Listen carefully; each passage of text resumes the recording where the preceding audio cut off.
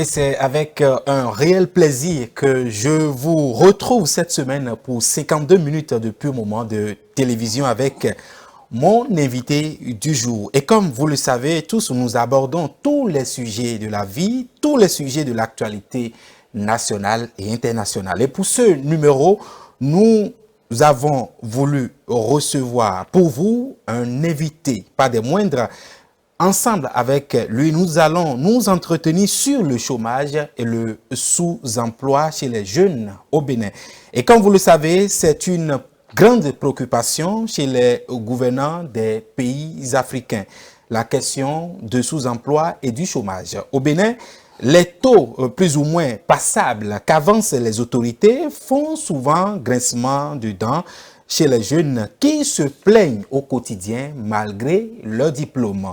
Et pour en parler, nous avons invité pour vous un conseiller d'orientation socio-professionnelle. Avec lui, nous allons évoquer dans un premier temps la question du chômage et du sous-emploi chez les jeunes. Et en second lieu, l'invité va nous présenter son programme qui s'inscrit dans le cadre de l'emploi chez les jeunes au Bénin. Il s'agit, mon invité bien sûr, il s'agit de Childéric Carlos Sessou. Bonjour. Bonjour cher ami. Merci d'avoir effectué le déplacement. C'est moi. Alors, vous êtes conseiller d'orientation socio-professionnelle. Une fois encore, merci d'avoir accepté notre invitation.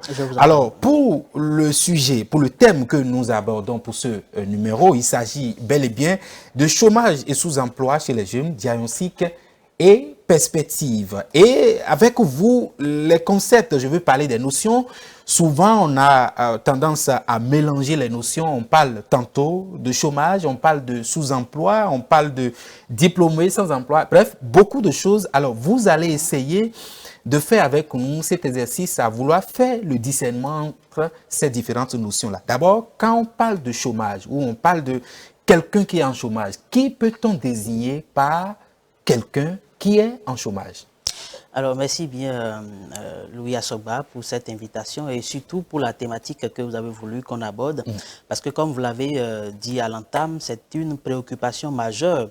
Le Bénin, tout comme le continent africain, est constitué en majorité de jeunes et il faudrait que ces jeunes se portent bien, il faudrait que ces jeunes vivent en de très bonnes conditions pour pouvoir donc jouer leur rôle qui est de relever le défi, qui est de prendre donc le relais des aînés.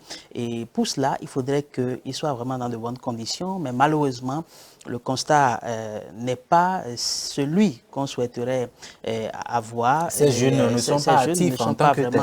Actifs, ne sont pas dans de bonnes conditions de façon globale. Et c'est pour cette raison que je salue donc l'initiative que vous avez cet après-midi pour le compte de cette émission. Alors, un chômeur, comme on le définit, c'est tout simplement une personne qui n'a pas d'emploi rémunéré, donc, et qui est tout simplement à la recherche donc d'un travail qui va l'occuper. Une personne qui n'a pas une occupation, qui lui procure de l'argent, qui lui procure de gains, et qui n'est pas actif, voilà, et qui est quand même à la recherche donc de cette occupation-là pour pouvoir donc s'en sortir dans la société. Alors, le diplômé sans emploi, évidemment, comme l'intitulé l'indique, c'est quelqu'un qui a un diplôme, qui a un parchemin, qui a effectué des études universitaires ou une formation quelconque. Des études socio-professionnelles. Voilà, études professionnelles, et qui a donc un parchemin et qui peut mettre sur le marché de l'emploi et faire valoir donc ce parchemin, mais malheureusement n'a pas trouvé une occupation, un emploi à la hauteur de ses qualifications. Pour être un peu plus pratique, ça veut dire que quelqu'un, par exemple, un jeune qui a la licence, qui devrait être recruté par un diplôme de licence, sur la base d'un diplôme de licence, mais qui malheureusement se retrouve être recruté à base d'un diplôme de BEPC, par exemple, ou de bac, par exemple. Par exemple, ou tout simplement, il trouve juste une occupation pour passer le temps, donc pour faire un job, comme on le dit de façon très simple. Donc, c'est un peu la différence qu'il est important de le faire. Quelqu'un qui est sous-employé, c'est un peu dans la même logique que le diplômé sans emploi. Il a l'emploi peut-être à la hauteur de ses qualifications, mais n'est pas payé. Ça, c'est beaucoup plus au niveau de la rémunération, n'est pas payé à la hauteur de son diplôme. Vous savez que le Code du travail a défini donc, certains principes et c'est selon cela que un inspecteur de travail qui vient dans votre entreprise, par exemple, c'est sur cette base qu'il contrôle l'entrepreneur pour voir si toutes les dispositions donc, sont prises enfin, en faveur de ses employés. Et en fonction de chaque parchemin, de chaque diplôme, il y a un minimum qu'on doit payer à celui qui est là et qui travaille pour le développement de l'entreprise, qui travaille pour qu'il y ait de revenus dans cette entreprise-là, afin que son patron lui cède aussi une part. Alors, cette part n'est pas à la hauteur donc, de ce qu'il doit prendre normalement en fonction de son parchemin. Alors, on a compris ces différents concepts-là, mais la question que les téléspectateurs aussi certainement vont se poser, c'est, tout à l'heure en parlant, nous avons donné un cas pratique, quelqu'un qui a la licence par exemple, qui se retrouve être recruté à base de diplôme de BEPC par exemple, on parle de sous-emploi, on parle de diplômés sans emploi. Alors, vous avez parlé également de chômeurs, mais la question c'est de savoir si quelqu'un qui n'a pas été à l'école par exemple, qui n'a pas appris un métier et malheureusement qui se retrouve à la maison, peut-il être compté parmi les chômeurs? Puisque les chômeurs, vous avez dit, quelqu'un qui a été à l'école mais qui n'a pas trouvé un emploi. Alors, celui qui n'a pas été à l'école et qui n'a pas appris un métier. Voilà. Est-ce qu'il a des qualifications? On n'est pas obligé d'aller à l'école avant d'avoir des compétences, avant d'avoir des qualifications. Parce que quand tu recherches de l'emploi, c'est sur la base d'une qualification donnée. C'est une compétence que tu veux vendre. Et si déjà tu es à la recherche de l'emploi sur la base de cette qualification et que tu ne trouves pas, celui qui ne fait rien ou ne cherche rien n'est pas considéré comme un chômeur. Tout à fait. Donc, si tu es à la quête donc, de cet emploi, de cette occupation sur la base d'une qualification et que tu ne l'as pas, tu es cité parmi les chômeurs. Les chômeurs. L'autre côté que vous devez savoir, et peut-être c'est la nuance que vous n'avez pas peut-être perçue, c'est que le diplômé sans emploi, il cherche l'emploi, il l'a trouvé. Ce n'est pas qu'il ne fait rien, il est occupé. Mais ce qu'il occupe ne correspond pas à la hauteur. Voilà, ne correspond pas à ses qualifications. Je suis peut-être, vous avez donné l'exemple ici tout à l'heure, j'ai fait peut-être un master en économie, je dois travailler, je ne sais pas, je ne veux pas dans donner une société en tant que comptable. Indiqué, tout à fait. Mais il se fait que, par la force des choses, je me retrouve à être un agent de sécurité quelque part ou à être un enseignant vacataire en mathématiques. Voilà. En fonction de la formation que j'ai suivie, de mon diplôme académique, je dois pouvoir être à un endroit plus aisé, entre griffes, que cela. Mais ce n'est pas le cas. Mais c'est pas que je ne fais rien. Je suis occupé. Contrairement au chômeur qui, lui, ne fait rien. Il a les qualifications, mais il ne fait rien, il est quand même à la quête de cette occupation. Et ne trouve pas. Merci beaucoup pour ces concepts clés que vous venez d'élucider avec nous. Alors, nous allons ensemble faire l'état des lieux au Bénin. Quand on parle de chômage aujourd'hui, quand on parle de sous-emploi, vous, en tant que conseiller d'orientation socio-professionnelle, comment vous percevez aujourd'hui le chômage et le sous-emploi au Bénin, notamment chez les jeunes, parce qu'on insiste sur ça. Avant de répondre à cette préoccupation, si vous le permettez, bien évidemment, vous avez dit à l'entame de l'émission qu'il y a des chiffres que les autorités avancent parfois. Ce n'est pas qu'au Bénin, même en France, ça fait polémique. Parfois, on se dit, mais comment on peut dire que dans un pays comme le Bénin, on n'a que 5%, 3%, 2% de chômeurs. Voilà. Ça se comprend. Cette réaction des citoyens, des compatriotes, ça se comprend. Pourquoi? Parce qu'on voit beaucoup de jeunes qui ne travaillent pas, qui ne sont pas occupés, enfin qui ne sont pas situés sur le plan professionnel. Pourtant, ils sont de plusieurs milliers de jeunes, mais après on dit qu'il n'y a que 2% qui constituent, donc qui se retrouvent dans cette catégorie. Il faut faire comprendre que c'est ceux donc, qui ne travaillent pas comparativement à ceux qui sont actifs. D'une certaine manière. Dans la population. Donc, si il y a des gens qui sont actifs au sein d'une population, ceux qui ne sont pas actifs, le taux de ceux-là comparativement aux autres. Ce qui fait qu'en fonction de la définition qu'on a donnée tout à l'heure, par rapport aux diplômés sans emploi, le monsieur, il a un diplôme, il a un parchemin, mais il n'a pas trouvé un emploi à la hauteur donc, de ses qualifications. Mais il est quand même occupé à faire quelque chose qui lui permet de gagner de l'argent. On ne peut pas le considérer comme un chômeur. Exactement. Du coup, lui, il se considère comme quelqu'un qui n'est pas à l'aise, qui n'est pas à l'endroit où il doit se retrouver. Et donc, quand on cite les chômeurs, il est dedans parce qu'il cherche mieux. Et donc, il fait partie de ceux qui déposent également leur diplôme dans des entreprises et espérer trouver mieux. Mais à l'instant T où il est en train d'émettre ses courriers ou ses lettres de demande d'emploi, il a quand même une occupation, même si c'est un job, même si c'est un service qu'il rend, qui lui permet de gagner de l'argent. Lorsque je prends par exemple des projets qui arrivent dans nos pays souvent, je ne vais pas citer de nom, mais il y a des projets qui couvrent peut-être 1 an, 2 ans maximum, ou même 6 mois. Si tu te retrouves parmi ceux qui ont été sollicités, qui ont eu la chance de faire ce petit, de travailler pendant cette petite période-là, et que tu as gagné de l'argent, tu n'es plus parmi... Voilà, vous comprenez.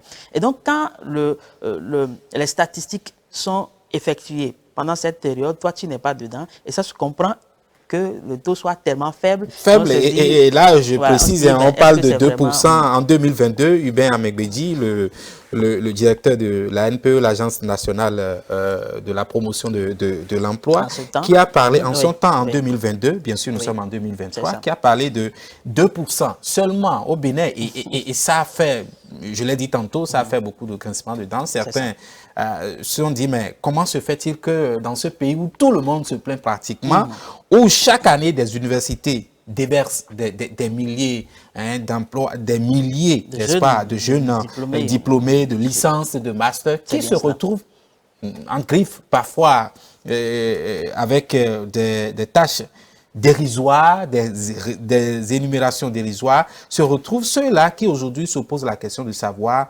comment se fait-il que ce pays, il n'y a que 2% de taux de chômage, chiffre avancé par Hubert Amegbedji, je précise ça. Cela voudra dire avec les concepts, avec la définition que vous venez de donner, on parle de chômeur lorsque la personne n'est pas vraiment active et est à la maison, ne trouve rien à faire. Mais du moment où... Mais qui est quand même à la quête. Qui est quand même à la quête de l'emploi. Mais du moment où tu trouves quelque chose à faire, même si ce n'est pas à la hauteur du diplôme que tu as obtenu, même si c'est en temps partiel, tu n'es plus considéré comme chômeur, mais comme un diplômé sans emploi. Et d'où les 2%. Mais nous allons quand même parler de ces 2%-là, si on devrait faire l'état des lieux. Ceux-là qui se retrouvent parmi les 2%, ça peut être également des diplômés qui ne trouvent pas d'emploi, qui ne trouvent rien du tout, qui sont actuellement à la maison. Aujourd'hui, comment, si vous devez faire l'état des lieux, que diriez-vous par rapport à ce chiffre de 2%? Est-ce qu'on peut dire avec 2%, le Bénin a fait un bond en avant ou le Bénin est toujours cité parmi les mauvais élèves en Afrique? Non, écoutez, je vais faire simple et rapide sur cet aspect et approfondir plutôt l'état des lieux, pas forcément me baser sur le chiffre que vous avancez. Je suis entièrement d'accord. Lorsque vous faites 2%, c'est insuffisant à mon sens. Et donc, cela voudra dire que vous êtes un bon élève. Louis Asogba, 2% de taux de chômage. Voilà. Je pense que c'est à encourager. Il faut travailler à atteindre 0% et ce serait l'état parfait. Mais le niveau parfait n'étant pas humain, comme on le dit, comme on le dit alors, souvent. Mais c'est souhaitable quand même. Alors, quel est l'état des lieux pour faire simple et aller donc très vite? Vous savez, nous sommes dans un pays, le Bénin, où, comme je l'ai dit tout à l'heure, la population est fortement jeune. Et ces jeunes, comme vous connaissez également le processus, ont fait un parcours scolaire, universitaire, académique, et ont donc des diplômes. si nous prenons le cas de l'université d'Abomey-Calavi, la plus grande université du Bénin, cette université a plus de 100 000 étudiants régulièrement inscrits chaque année. Alors, plus de 100 000. Dans des amphithéâtres de certaines filières, on se retrouve à avoir jusqu'à 2000 étudiants pour un cours avec un enseignant.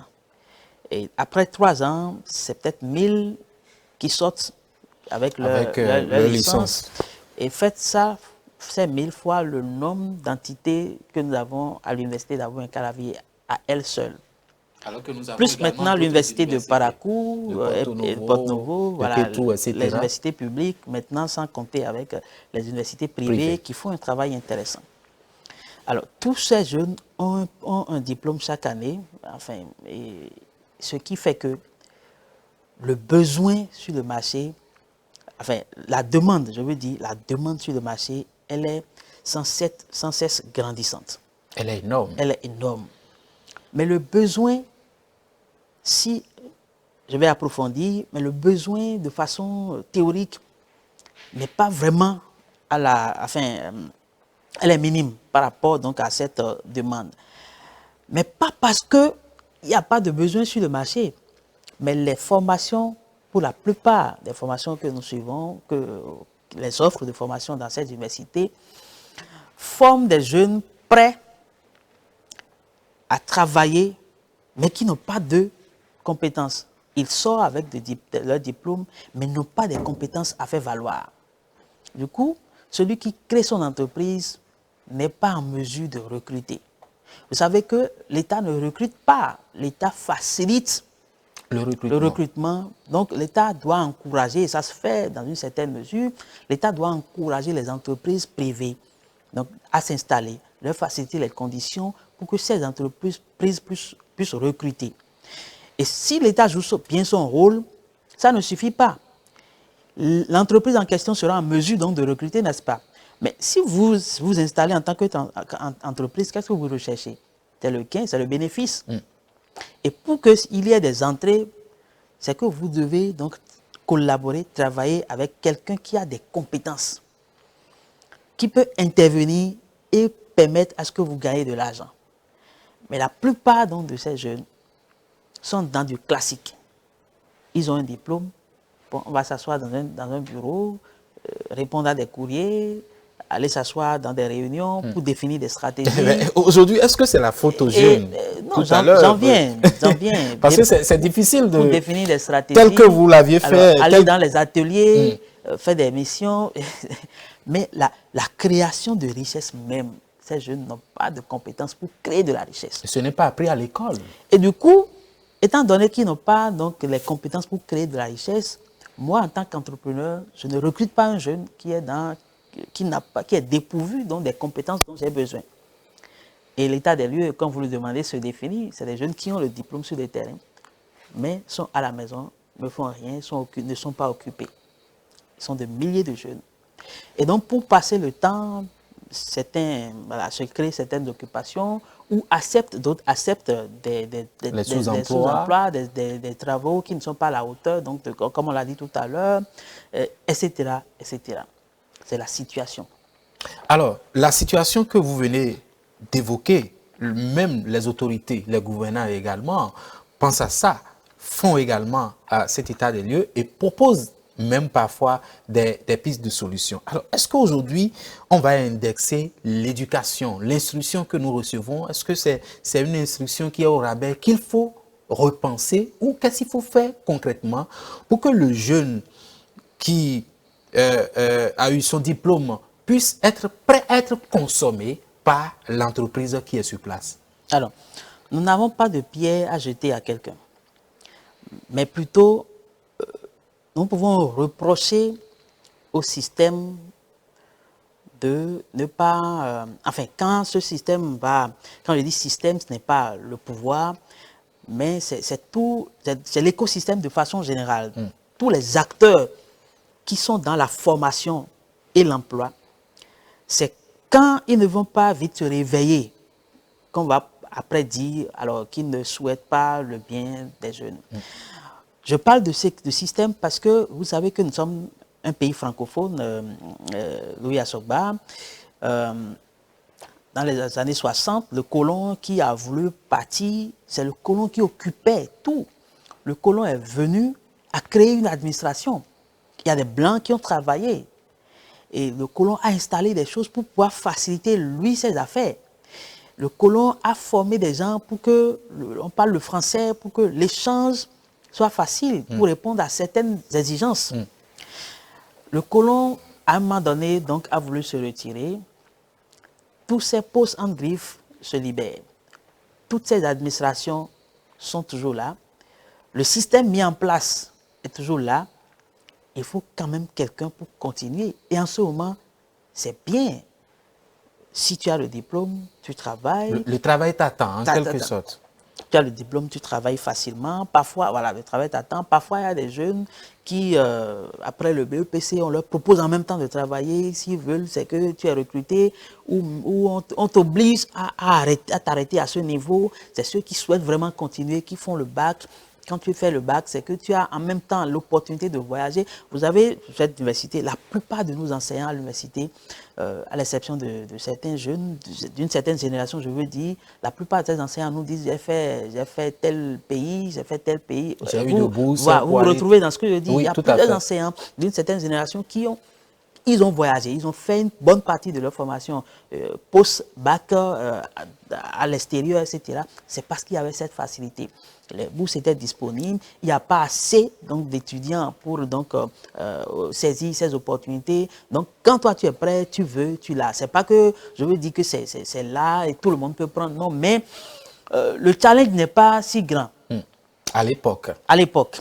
Et donc, du coup, pour les parents, mon fils travaille bien, étudie, il y a tel diplôme qui t'attend. Tu vois, le voisin ci, tu vois, l'oncle ci, il suffit juste d'étudier et tu as ton diplôme, le boulot t'attend.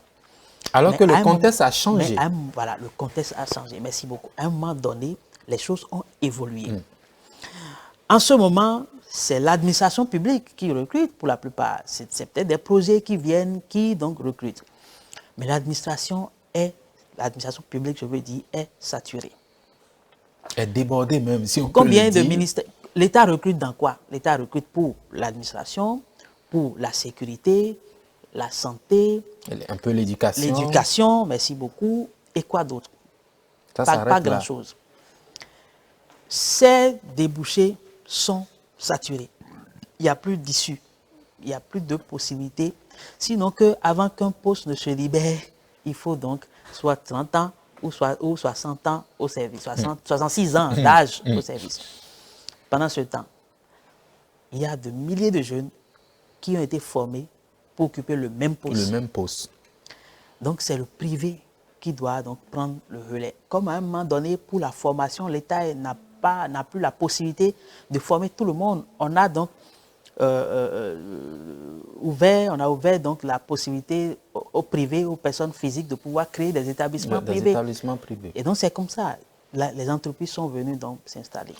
En un mot, aujourd'hui, c'est le système d'il y a 60 ans, ce n'est plus le même système. Et donc, il va falloir changer le système en adaptant ça avec le contexte actuel que nous avons, d'où la formation socio-professionnelle surtout. Et justement, en parlant de la formation socio-professionnelle, vous avez un programme pour pallier un peu, pour éradiquer un peu les plaintes de certains jeunes diplômés sans emploi. Nous allons juste marquer une courte pause et nous allons revenir sur ce programme-là. Vous allez nous parler de long en large de ce programme-là qui tient à cœur, n'est-ce pas, aux jeunes-là qui aujourd'hui ont des diplômes mais qui ne trouvent pas forcément à faire. On marque une courte pause et on revient sur cette émission.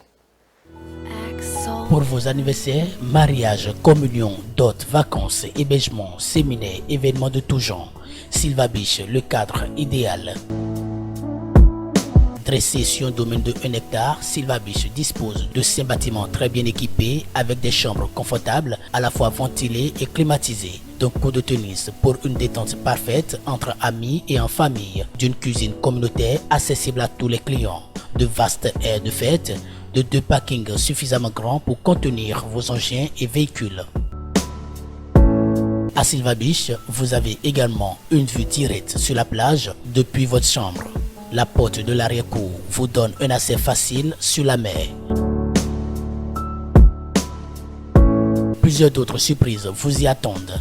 La place de fête et d'hébergement Coussejour Silva Beach vous donne le sentiment d'être chez vous avec toutes les commodités qui s'y prêtent.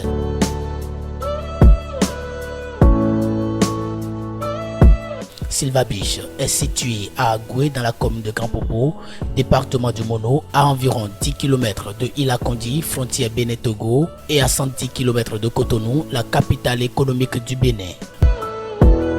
Pour tout renseignement et réservation, contact, appel et WhatsApp, plus 229 46 00 13 28. Email silvabeach54@gmail.com.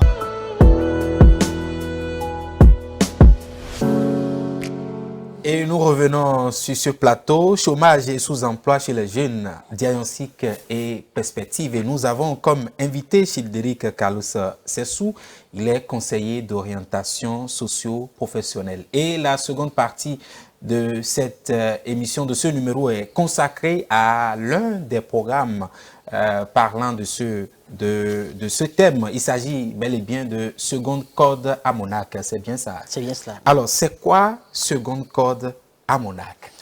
Alors, la Seconde Corde à Monac, c'est une initiative que nous avons prise qui consiste à sensibiliser les jeunes sur l'importance d'avoir une deuxième activité, d'autres compétences en dehors donc, de sa formation universitaire.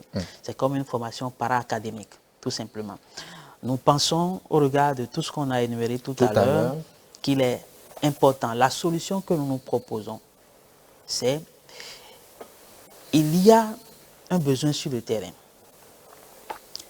Mais les formations que nous suivons, la plupart de ces formations ne permettent pas de répondre à ces besoins. Vous savez, un homme a 5 besoins vitaux, comme on le dit. Tout à fait. Il faudrait commencer d'abord par développer des formations qui ont des débouchés, qui constituent une solution pour les 5 besoins vitaux de l'homme.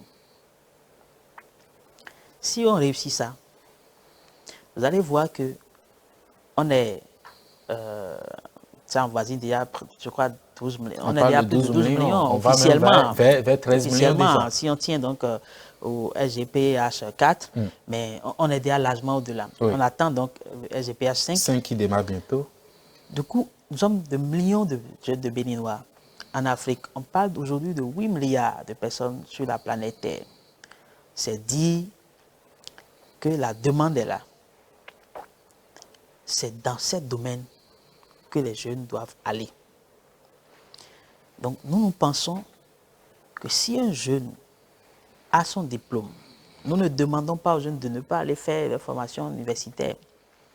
Si tu veux, va faire la formation universitaire qui t'intéresse. Parce que nous sommes dans un système francophone. Et pour recruter quelqu'un, on demande son diplôme, etc. Mais tu peux suivre une formation pratique, formation métier, et avoir un certificat, une attestation. Mais au-delà de ce certificat, c'est que tu as des compétences concrètes. Tu as des connaissances. Et lorsqu'on te sollicite, tu as des outils. Tu peux transformer des choses. Tu peux créer des choses et gagner de l'argent. Tu peux rendre des services et gagner de l'argent. En attendant que le diplôme que tu as obtenu à l'université, qu'un jour, on te recrute sur la base de ce diplôme. Quand je dis souvent, j'espère qu'un jour ça va vraiment arriver. Mais en attendant, il faudrait que tu puisses donc t'en sortir dans la société. Et donc, c'est pour cette raison, à Monac.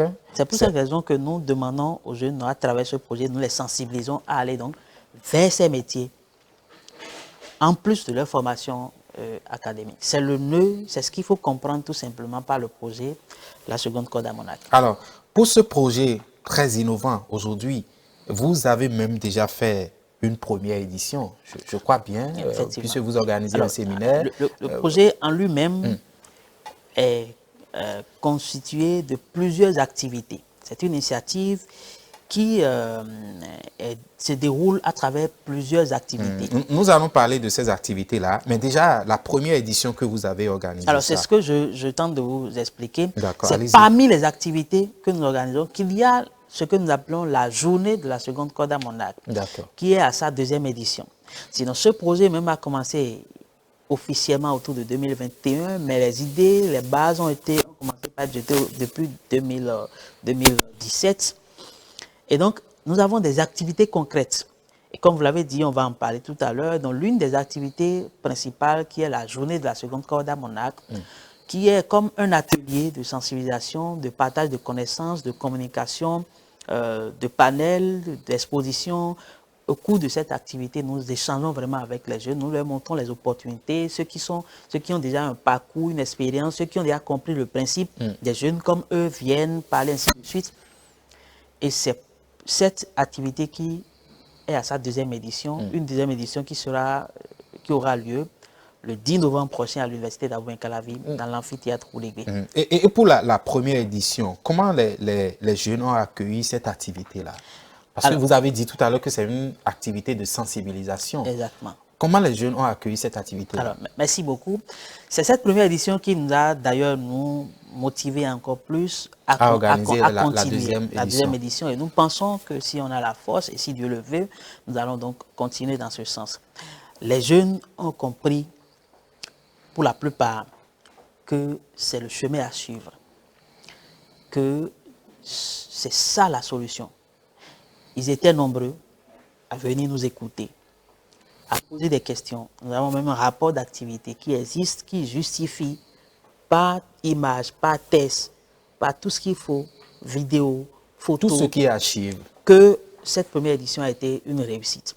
Donc, comme je l'ai dit, pour faire simple, les réactions, les retours que nous avons nous ont motivés et on a compris qu'il faut vraiment aider les jeunes à aller dans ce sens. Parce que si on ne parle pas de ça, si on reste seulement dans notre coin et on dit seconde corde et on ne les motive pas, on n'aura pas de changement. Vous savez, j'ai parlé du colon tout à l'heure, c'est depuis les années 60. Nous sommes en 2023. Mais jusqu'à aujourd'hui, vous savez qu'il y a des gens qui pensent qu'il ne faut jurer que par le diplôme. Parce qu'on me dit, mais Chidéric, tu parles de formation par l'académie, tout ça, mais pour te recruter, c'est sur la base de ton diplôme. Ça veut dire que celui-là ne croit pas en la chose. Je vais donner rapidement un exemple aussi. Au cours de nos différentes activités, il y a une activité qui nous amène à aller sur le terrain.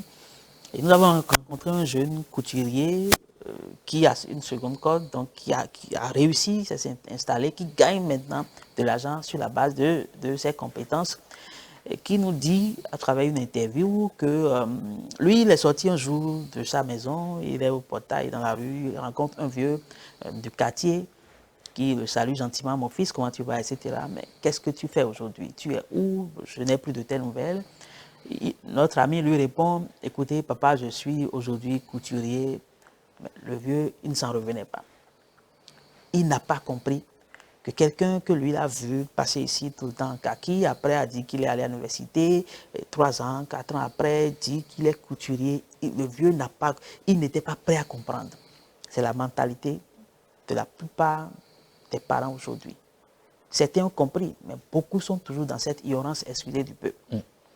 Et donc, il faut qu'on continue par sensibiliser. Il faut qu'on continue par en parler. Surtout aux parents. Voilà, si pendant 63 ans, les gens continuent par réfléchir comme ça, je me dis, ce n'est pas une seule édition qui va amener les gens à changer de mentalité. Donc, il faut continuer, et je pense qu'on n'est pas fatigué. On va continuer avec les moyens. Et ça fait partie, n'est-ce pas, sensibiliser, ça fait partie des motivations que vous avez en organisant cette deuxième édition. Je dis deuxième, je ne vais pas dire seconde édition parce que certainement à travers vos explications, il y aura également d'autres éditions. On ne doit pas s'arrêter là. Il faut qu'on ait une 10e édition, une 20e, etc. Édition. Et peut-être ça va prendre encore changer de forme, etc. et continuer. Mais il faut que le combat continue. Il faut que le combat continue. Alors, la question que je vous pose tout de suite, c'est de savoir, est-ce que c'est la seule motivation? Est-ce que c'est la seule raison qui vous a motivé aujourd'hui à organiser, ne serait-ce que ces journées de réflexion, ces journées de sensibilisation, ou vous avez d'autres motivations que vous allez nous énumérer par rapport à l'organisation d'abord de cette activité-là, puisque nous allons revenir tout à l'heure pour parler du contenu même de ce programme-là. Alors, si j'ai bien compris, hein, j'espère que j'ai bien compris la question, je vais dire, nous n'avons pas une autre motivation. Nous avons fait un constat, c'est qu'il y a des jeunes, les jeunes ne sont pas paresseux, contrairement à ce que nous pensons. Les jeunes se battent. Et il faudrait que ces efforts soient donc récompensés. Mais ce n'est pas le cas. Ce n'est pas de leur faute. Et donc, nous avons pensé qu'il faut les réorienter. Il faut qu'il y ait une reconversion. C'est tout. C'est de voir un jour que la population béninoise, notamment la couche juvénile, est désormais à l'aise. Est totalement occupée. Est active. Une bonne occupation active et bien rémunérée. Mais on ne va pas attendre que quelqu'un crée son entreprise et aller lui déposer un diplôme. Ou que l'État lance un recrutement de 100 personnes ou 30 000 déposent les dossiers. Vous savez ce qui se passe avec les recrutements. Tout à fait. C'est ça un exemple. Donc, c'est essentiellement ce qui nous motive. Et c'est quand on va voir que les gens vont porter ce projet avec nous, que la satisfaction sera également totale et qu'on pourra vraiment prendre également d'autres initiatives, toujours pour aller vers ces jeunes. Et ce n'est pas uniquement la sensibilisation, il faut le dire. Nous sensibilisons, mais nous orientons les jeunes également vers des centres de formation.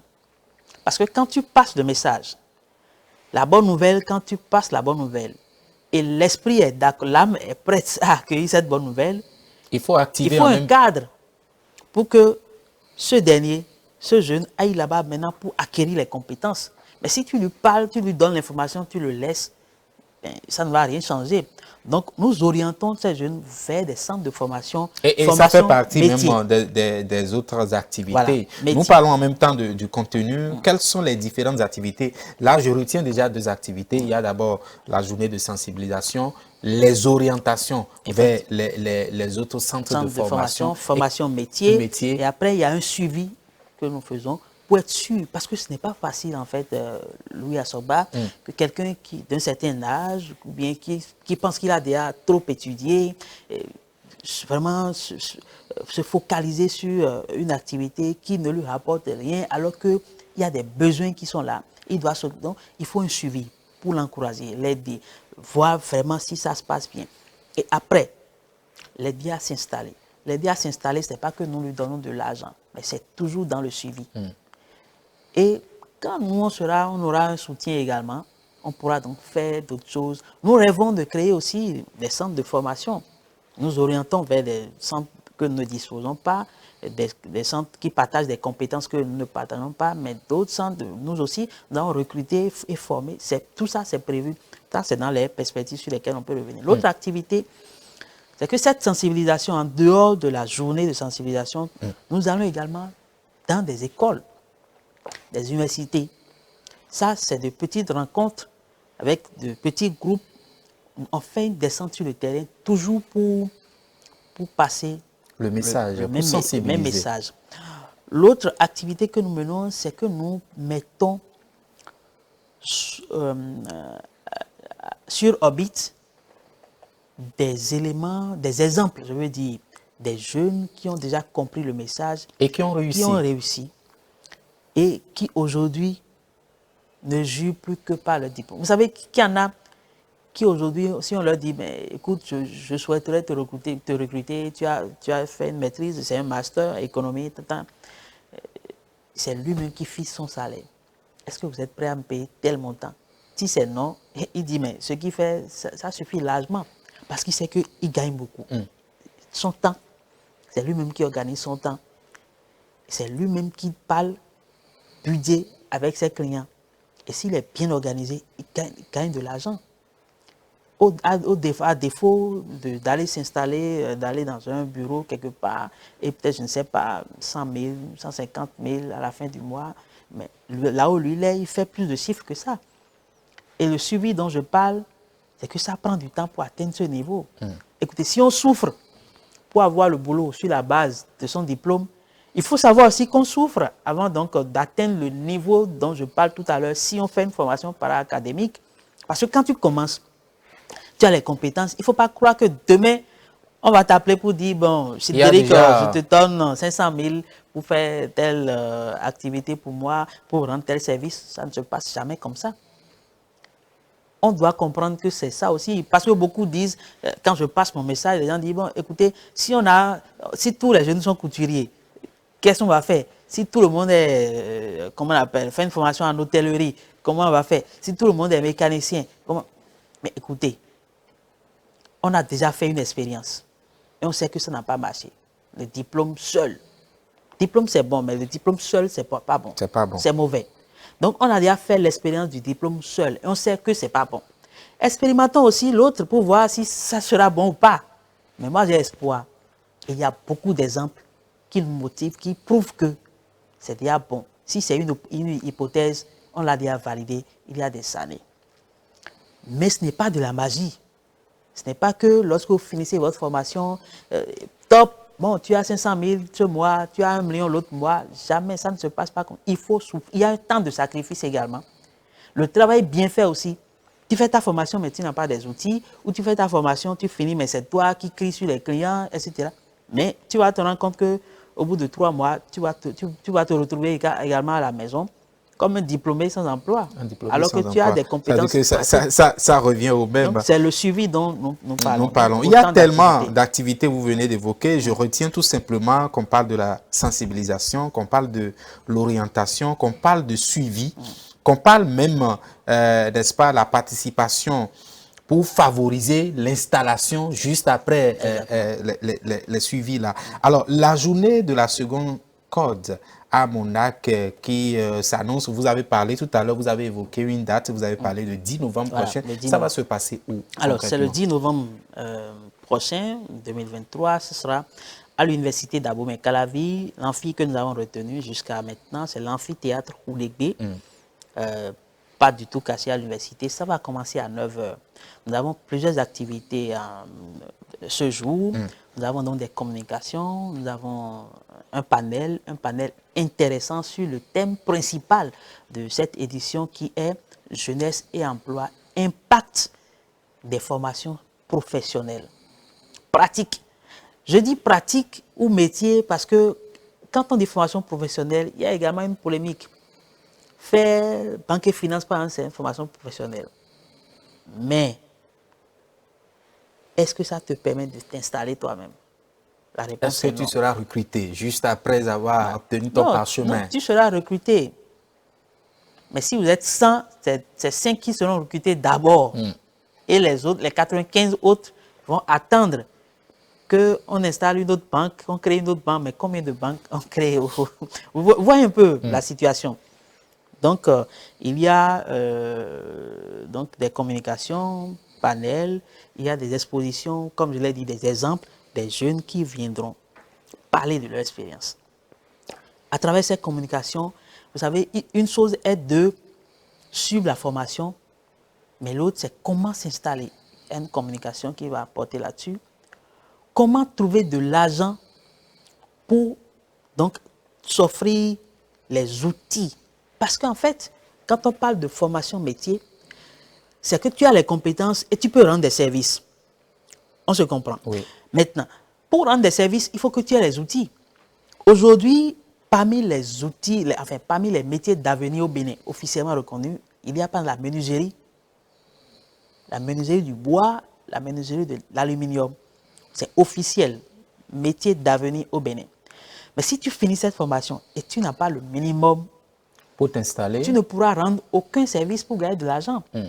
Donc, si nous encourageons les jeunes à aller faire des formations, il faut qu'on leur donne en même temps des idées pour dire comment tu vas faire pour que, après ta formation, tu sois en mesure de t'installer. Il y a des communications là-dessus. Aujourd'hui, les ateliers que nous voyons au bord des pavés, etc., mais c'est des entreprises, nous ne savons pas. Comment partir donc de ces compétences, donc de sa seconde corde, pour devenir une grande entreprise qui va s'imposer dans son écosystème? C'est des idées sur lesquelles nous allons donc parler ce jour, le 10 novembre 2023, à l'université d'Abomey-Calavi. Et justement, pourquoi vous avez choisi l'université d'Abomey-Calavi? C'est vrai, vous allez dire que c'est le monde des jeunes, c'est le monde des diplômés. Est-ce que, au-delà des jeunes, il n'y a plus autre couche que vous pouvez sensibiliser? Notre cible, c'est les jeunes élèves étudiants. Diplômés sans emploi. Donc, quelqu'un qui a fini sa formation, mais qui se cherche encore. Ou, pas où, et les parents. Voilà, c'est notre cible. Nous pensons que l'université, c'est le centre. Il faut qu'il y ait des jeunes qui vont venir donc suivre ce que nous pensons qu'à l'université, c'est moins facile, entre griffes. Et c'est une question d'organisation aussi. On n'a pas les moyens pour aller prendre une grande salle dans un hôtel quelque part, 200 000, enfin 1 million la place, etc. Nous ne sommes pas encore à cette étape, donc nous faisons comme on peut. Et nous pensons que l'université, nous nous adressons aux jeunes, les jeunes sont à l'université. Et vous adressez à la couche idéale surtout. Exactement. Donc c'est pour ça que aujourd'hui, nous allons parler cette fois-ci des perspectives. C'est un projet, avant même de revenir sur les perspectives de ce projet, c'est vraiment un projet louable qui contribue à ce que le gouvernement pense aujourd'hui des jeunes au Bénin. Exactement. Et peut-être avant de faire votre question, je vais vous dire que le président Patrice Talon est un visionnaire. L'homme a vu et est en train de faire ce qu'il faut.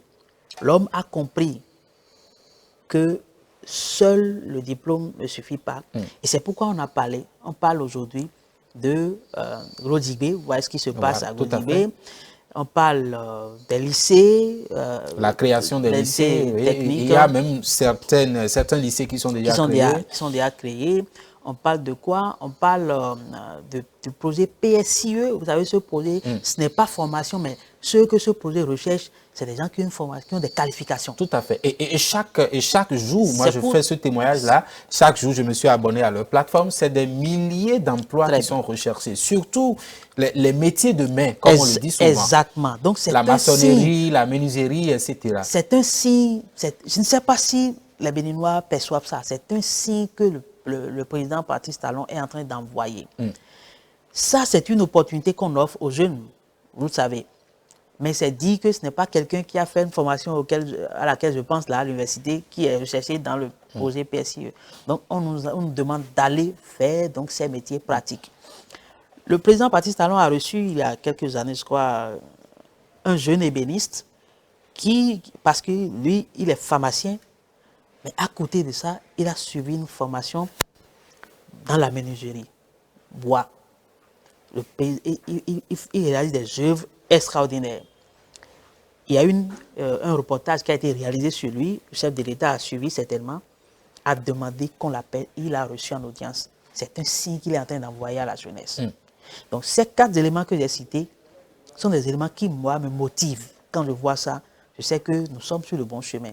Et on doit accompagner le président. Si ça se fait à l'échelle nationale, si la décision est prise en haut, il faut que nous aussi, on accompagne. Et là, tout à fait, vous venez de le dire, vous accompagnez la vision du chef de l'État. Et tout à fait, quelle est aujourd'hui, est-ce que vous avez une relation avec les décideurs aujourd'hui dans la République? Est-ce que vous vous êtes rapproché d'eux pour essayer de tisser un lien? Puisque vous accompagnez la vision du chef de l'État, la vision du gouvernement béninois, quel est le rapport actuellement entre vous et le gouvernement? Voilà, merci beaucoup. Je suis un jeune citoyen comme vous, Louis Assogba. Je rêve beaucoup et je sais que j'ai des choses à apporter à la nation, notamment à travers le projet La Seconde Corde à mon arc, qui suit donc son chemin. Et chaque fois que nous voulons mener une action du genre, telle que par exemple la journée, la sensibilisation, nous informons les autorités par les canaux qu'il faut, envoyer des courriers, invitations, etc., pour les informer qu'il y a un travail qui se fait dans ce sens. Et je pense que si on nous tend la main un jour, nous allons donc la saisir et jouer le rôle et continuer par jouer le rôle. Les perspectives, vous allez préciser, c'est vrai, tout à l'heure, dans les échanges, moi j'ai déjà noté plusieurs perspectives, mais vous allez également mettre un accent sur ces perspectives-là pour que les téléspectateurs aient une idée globale sur ce qui se passe, ce projet qui vous tient tellement à cœur et qui, les autorités nous suivent certainement, elles vont apprécier et en son temps, pourquoi pas vous porter un coup de main pour la réalisation définitive de ce projet, puisque vous êtes en quelque sorte, je peux dire, à l'étape expérimentale. Exactement, si vous voulez. Alors, nous n'allons pas nous mettre la corde au cou, nous ne comptons pas nous mettre la pression. Nous savons exactement là où nous allons. Et nous mettons les moyens tels qu'on peut à disposition. Autrement dit, c'est un projet à long terme. Alors, exactement. Donc, on n'a pas beaucoup de choses à faire. Le chemin est bien tracé. Nous sommes sur le terrain pour sensibiliser. Nous sommes sur le terrain pour orienter. Nous sommes sur le terrain pour suivre ceux qui ont accepté, suivre le chemin qu'on a tracé pour voir s'ils vont donc atteindre le bout du tunnel et le sourire donc va envahir leur visage.